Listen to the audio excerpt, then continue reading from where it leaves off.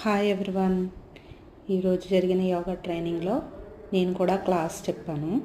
అంటే సూర్య నమస్కారాలు అన్నాను కదా, ముందు దాంట్లో సూర్య నమస్కారాలు చెప్పాను. అవి 12 ఉంటాయి.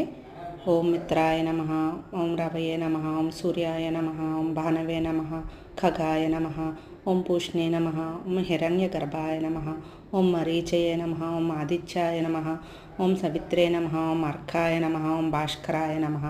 ఇలా 12 నామాలు ఉండి 12 ఎక్సర్సైజులు ఉంటాయి.